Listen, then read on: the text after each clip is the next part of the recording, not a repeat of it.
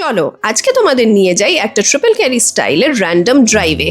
সকালে বেরোনোর সময় আকাশটা একদম পরিষ্কার ছিল, কন্ট্রাডিক্টিং দি ওয়েদার ফোরকাস্ট।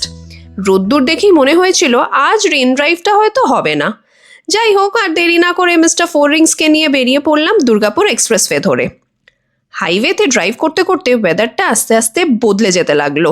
ঠান্ডা হাওয়া, হাইওয়ে, উইন্ডশিল্ডে বৃষ্টির এক দু ফোঁটা আর ফেভারিট গান, পুরো ড্রাইভটা হয়ে উঠলো অনেক পিসফুল।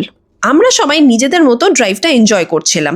মাঝখানে একটা পেট্রোল পাম্পে দাঁড়ানো হলো, সেটা আবার দুর্গাপুর গ্রামে। স্যান্ডির গাড়ি তখন আখের রস গিলছে আর আমরা বাইরে দাঁড়িয়ে আইসোবিউটানলের ওয়েট করছি। সাবধান, ডিফেমেশন। অডিকে নিয়ে বেরোলে জেনারেলি আমরা স্পিড রানে বেরোই, কিন্তু 70 কিলোমিটার/আওয়ার স্যান্ডির সাথে স্পিড মেনটেন করতে গিয়ে আজ আমাদের ড্রাইভ মাইলেজ রানে পরিবর্তিত হলো। এই দানবটা 16 kmph মাইলেজ দিয়েছে সেদিন। E20-র অনেক অনেক ডিসঅ্যাডভান্টেজেস আছে। নিজে চলে না, অন্য কেউ চলতে দেয় না, কিন্তু রেজাল্টস আমাদের ফেভারে, পকেটে সেভিংস। সাবধান, ডিফেমেশন। স্যান্ডিকে দেখে বোঝা গেল slow and steady never wins the race.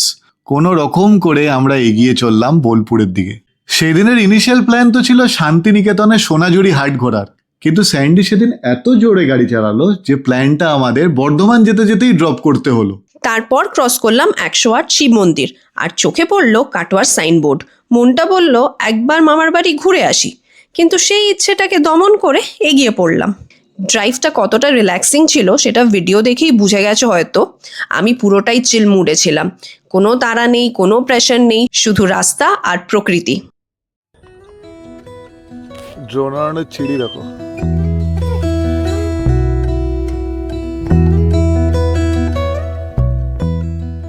আমরা ঠিক করলাম ওর গ্রামে হোটেল খোয়াইতে গিয়ে একটু লাঞ্চটা সেরে নিই। আমার বউ এর থেকে ভালো, রং পাল্টায় না। বেলা প্রায় 3টের সময় আমরা হোটেল খোয়াইতে পৌঁছালাম। তারপর হলো একদম জম্পেশ লাঞ্চ, লুচি, মাটন, পোস্তের বড়া। বাকি খাওয়া দাওয়া আর অ্যাডভেঞ্চার নেক্সট শটসে আসবে, অপেক্ষায় থেকো।